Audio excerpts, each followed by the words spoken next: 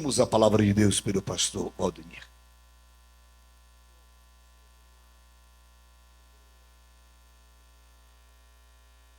Queridos irmãos, eu vos saúdo com a paz do Senhor.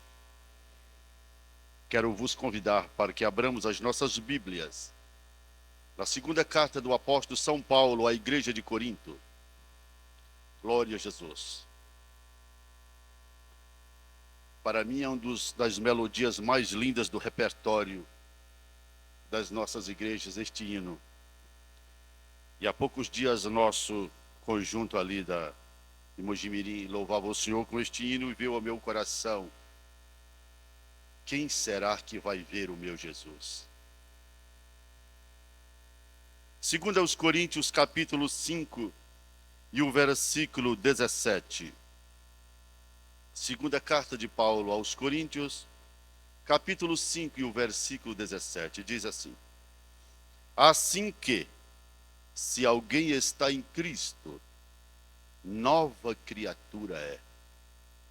As coisas velhas já passaram, eis que tudo se fez novo. Amém. Meus queridos irmãos, é uma alegria enorme para o meu coração nesta noite. Posso dizer que uma noite singular. Está revendo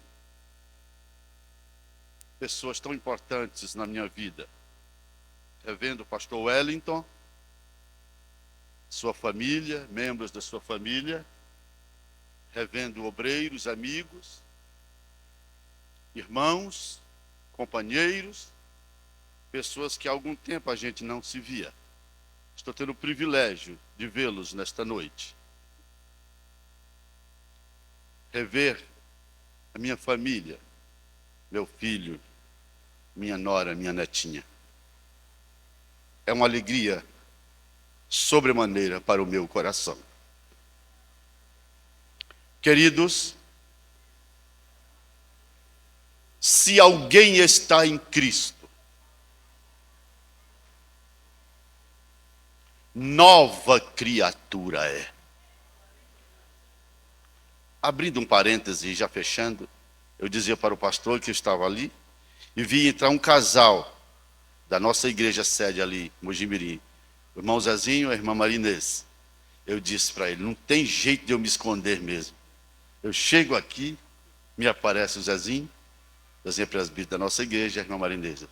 Estão ali nossos queridos. Mas, amados, eu dizia que se, no condicional, alguém está em Cristo, nova criatura é. Se estas palavras tivessem sido escritas e até pronunciadas por Mateus, que escreveu para os judeus, por Marcos, que escreveu para os romanos, ou por Lucas, o médico amado, que escreveu para os gregos, ou por João, o apóstolo do amor, ou por outra autoridade apostólica, provavelmente não teria tido a repercussão que teve. Não teria. Acontece que estas palavras foram pronunciadas por um homem cuja biografia dispensa qualquer comentários. Paulo, o grande apóstolo, mas sua origem era Saulo. Nasceu na cidade de Tarso, nasceu num bairro judeu, pais ortodoxos, criado no lar, logo aprendendo o Antigo Testamento, que isso é comum, tradição, todo judeu. Com 6 anos já começou. E aos 13 anos, como é comum, ele se apresentava publicamente. Seus pais entregaram-no em nada mais, nada menos, a maior riqueza, a maior cultura da época, ao mestre Gamaliel. E eles tinham muita razão para entregar o seu filho, aquele jovem promissor, a Gamaliel. Gamaliel era filho de Simeão. E Simeão era filho de Hilel, a maior cultura que houvera pisado em Israel. O cenário estava pronto.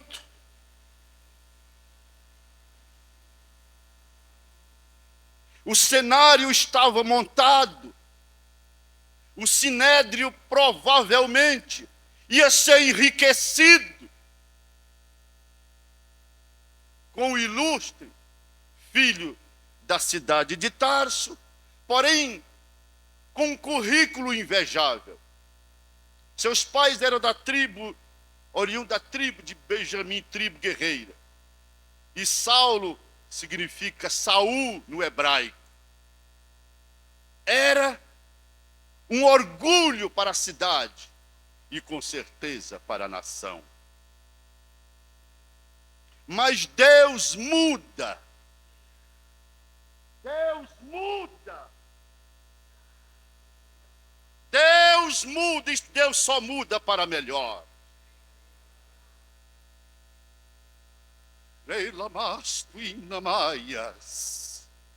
Deus muda a tua vida nesta noite. Eu não sei, querido, como você entrou nesta noite. Se com algum problema em casa, algum problema na família. Quem sabe você veio aqui, só Deus sabe. Mas eu tenho uma palavra para o seu coração. Prepare o seu coração que você tem chance de sair daqui completamente diferente. Porque você veio no lugar certo. E vai ouvir as palavras certas. Confie no Deus que esta igreja confia. E você vai sair daqui diferente. O cenário estava preparado. Saulo iria enriquecer o sinédrio. Gamaliel logo percebeu a postura, a inteligência daquele jovem. E ele se preparava para voar alto, porque judeu não voa baixo. Quem tem promessa de Deus não voa baixo. Eu quero dizer para os senhores nesta noite, pastor Wellington, um dia Deus me fez uma promessa. E quero dizer para o senhor e os companheiros desta igreja, que até hoje se cumpriu tudo, não faltou uma vírgula. Porque eu sirvo a um Deus fiel. E a Bíblia diz, ainda que sejamos infiéis, Ele é fiel, porque Ele não pode negar-se a si mesmo. E Jesus estava vendo tudo, porque Ele vê tudo. Esse Deus que nós servimos, Ele tem olhos e vê, Ele tem ouvidos e ouve, Ele tem boca e fala, Ele é sensível. Ele é tão sensível que Ele está aqui para ouvir a sua voz nesta noite.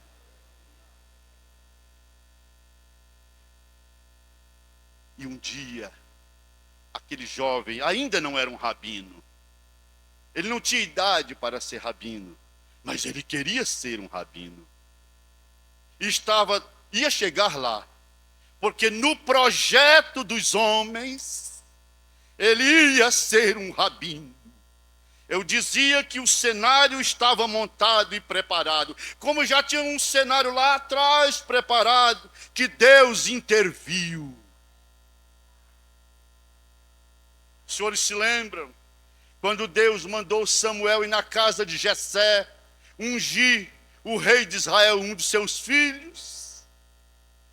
Eu me encanto com essa história. Eu me encanto com o que Deus faz. Samuel estava ali e ele agiu como, quem sabe, qualquer um de nós. E ele, quando viu Eliabe, o filho mais velho, o que todos queriam, o que os amigos queriam, o que a família queria, ele disse, certamente está aí o rei de Israel. O Senhor o Senhor Deus, de forma rápida, disse para Samuel: não, Samuel, não é isso aí não cometa esta precipitação, porque Israel já vem de um reinado frustrado de Saul. Eu preciso de um homem que faça a minha vontade. Bem, se não é Eliabe, deve ser Aminadab, deve ser Samar. Não. Falta alguém? Não. Falta o menor. Então manda chamar, porque eu gosto do menor. Eu gosto de usar menor. Porque só os menores fazem a minha vontade.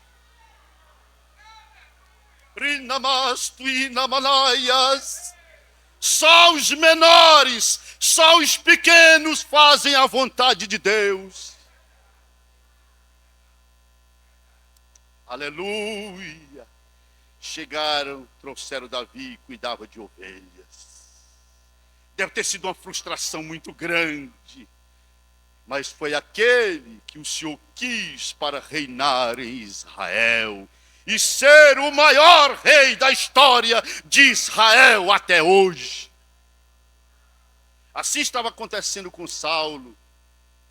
Ele aspirava poder, projeção, grandeza, mas inesperadamente, subitamente, ele ia de Jerusalém para Damasco, capital da Síria. E de forma extraordinária, porque Deus muitas vezes age de forma rápida. Jesus se apareceu a ele. E ele foi sensível e disse: quem és, Senhor? O Senhor disse: eu sou Jesus a quem tu persegues. Começou a história do maior astro do cristianismo, da maior referência da igreja cristã depois de Jesus Cristo. Porque Deus mudou, Deus muda, Deus muda, Deus muda situações. E ele cresceu, e toda a doutrina da igreja praticamente, de uma forma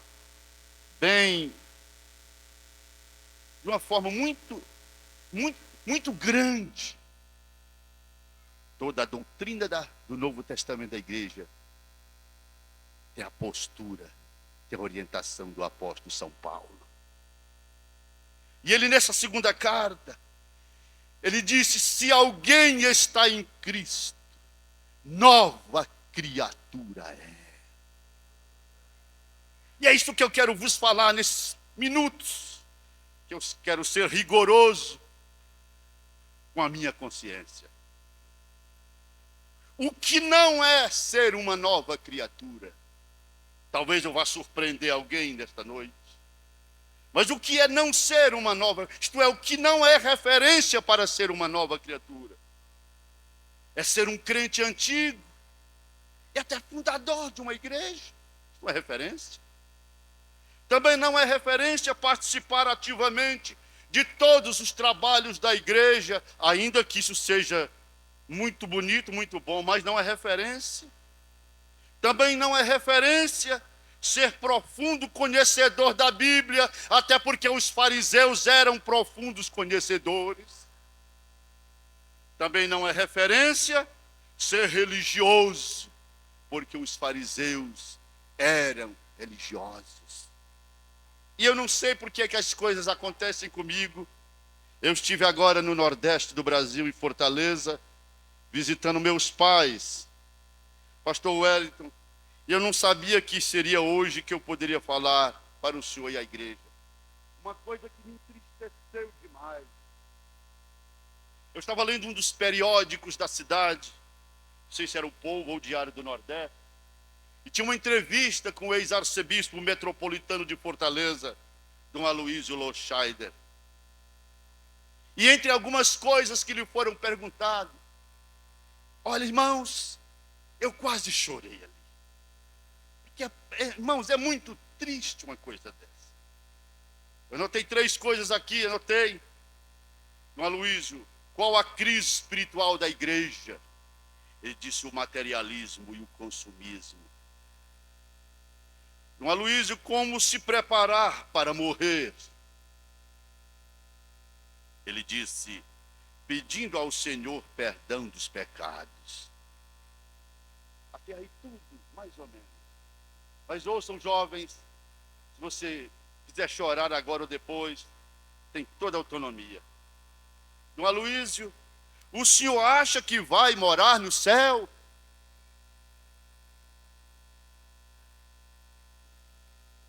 Eu não sei, isso depende de Nosso Senhor.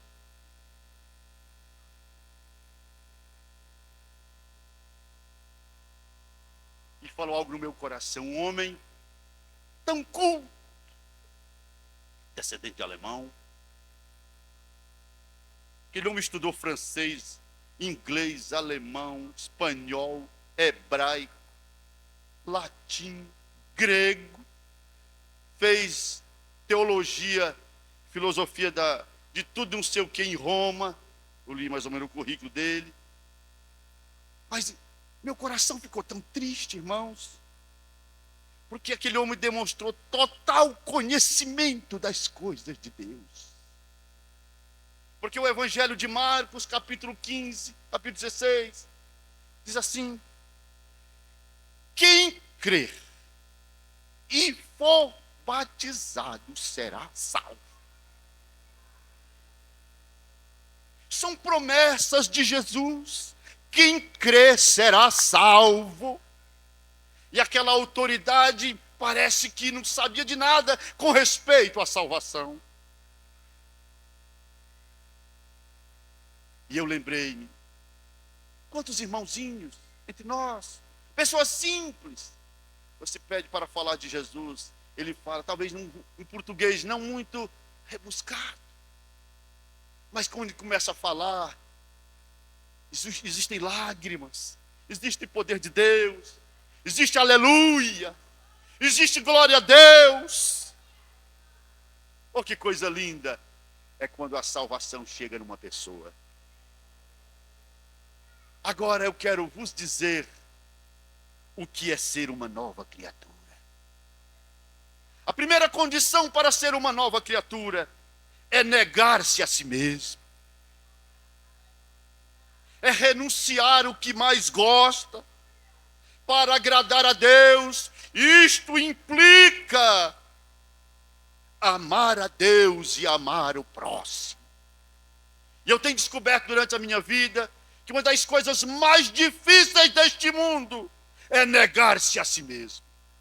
Por isso que Jesus diz, se alguém quiser vir após mim, negue-se a si mesmo e tome cada dia, disse Lucas, cada dia a sua cruz e segue-me. Porque isso não é fácil. Só Lucas registrou isso. Mateus e Marcos falam negar sua cruz, mas Lucas fala todo dia. Isso implica amar a Deus e ao próximo. Negar-se a si mesmo, isto é, não mais fazer a nossa própria vontade. Porque quando nós fazemos a nossa vontade, nós corremos o risco de errar todas. Mas quando fazemos a vontade do Senhor, nós corremos o risco de acertar todas. Glória a Jesus. A segunda condição para ser uma nova criatura é ser influenciado pelo caráter de Cristo. Influenciado pelo caráter de Cristo. Sendo o sal da terra e a luz do mundo. Jesus, quando estava se pronunciando, provavelmente para mim, o maior sermão que alguém pôde ver, o grande sermão da montanha, ele diz para o seu discípulo, vós sois o sal da terra e vós sois a luz do mundo. Sal fala de caráter e luz fala de atitudes. Caráter e atitudes estão intrinsecamente ligados. Um caráter perverso produz atitudes perversas. Um caráter mau produz atitudes más. Porém, um caráter santificado produz atitudes santificadas. Glória a Jesus. Se fôssemos falar deste assunto, o que representa o sal, podemos dizer, o sal conserva, o sal dá sabor, o sal alimenta, o sal não aparece. E a beleza do sal é que ele não aparece, mas aparece o resultado, o sabor do alimento. A igreja é o sal da terra, é a igreja que conserva este mundo podre, mundo perverso, mundo desumano, mundo desleal, mundo corrupto. Mas a igreja é irrepreensível, como disse Paulo na carta aos Tessalonicenses. Mas isto, irmãos, é porque a pessoa se torna uma nova criatura. E a terceira coisa para ser uma nova criatura é ser participante da natureza divina, tornando-se um polo de atração para quem não conhece Jesus. O crente, quando tem um encontro com Jesus, o Espírito Santo começa a trabalhar na vida dele. Oh, como é coisa linda, coisa gloriosa. E aí, ele não faz mais o que quer. O padrão divino passa a se assenhorear da sua vida. Oh, como isso é lindo, como isso é maravilhoso. Mas isso só é possível com um novo nascimento. Jesus um dia teve um encontro com Nicodemos, capítulo 3, versículo 3, 4, por ali, de São João. Aí o homem era príncipe dos judeus. E o Senhor estava ali, ele interrogou a Jesus. Como pode fazer todas essas coisas? Olha, fosse da linguagem de hoje, eu quero ser crente também, como é que faz? Jesus disse, necessário é nascer de novo. O novo nascimento faz a diferença. Aleluia! O novo nascimento faz a diferença. Somente o novo nascimento faz assimilar e fazer a vontade de Deus. E este homem de quem vos falo, na sua carta aos Gálatas, capítulo 2, versículo 20, ele disse, estou crucificado com Cristo e vivo, não mais eu, mas é Cristo que vive em mim. No dia que Jesus teve um encontro com Paulo, com Saulo, depois Paulo, nunca mais Paulo fez a sua própria vontade. Glória a Jesus. Paulo, queridos, era uma ameaça à igreja, apesar de religioso. Olha, irmãos, pastor Wellington, irmãos, eu tenho muito medo de dos religiosos, porque foram os religiosos que mataram Jesus. Religião não salva. Quem salva é Jesus. É Jesus quem salva. É Jesus quem muda. É Jesus que transforma. É Jesus que liberta. É Jesus na nossa vida. Ele é tudo para mim, na minha, e quer ser na sua vida nesta noite também. Paulo era uma grande ameaça à igreja. E Jesus o transformou na maior expressão, na maior referência do cristianismo. Porque nasceu de novo e tornou-se uma nova criatura. Ele escreveu sua carta aos Romanos, capítulo 12. Ele disse assim, rogo-vos, pois, irmãos, pela compaixão de Deus, que apresenteis os vossos sacrifícios sacrifício santo e agradável a Deus, que é o vosso culto racional. O versículo 2 ele diz, e não vos conformeis com este mundo, mas transformai-vos pela renovação do vosso entendimento, para que experimenteis qual seja a boa, agradável e perfeita vontade de Deus. E ainda nesta carta, capítulo 1, versículo 16, ele disse, não me envergonho do evangelho de Cristo, pois é o poder de Deus para a salvação de todo aquele que crê. Ele foi, Deus, Jesus, eficiente na vida de Paulo. Ele está sendo, ele não foi, ele está sendo. maravilhoso na vida da igreja. E Ele quer te tornar, querido, nesta noite, uma nova criatura em Cristo Jesus. Você pode sair deste recinto, desta reunião, deste culto, sendo uma nova criatura em Cristo Jesus. E assim sendo um candidato a mais para morar no céu. Que Deus nos abençoe, que Deus nos ajude, que Deus nos guarde.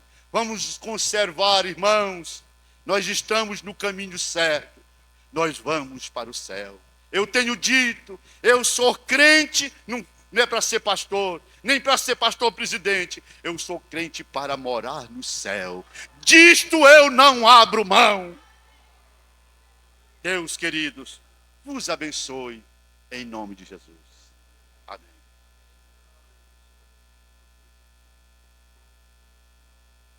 Após essa tão bonita palavra, eu quero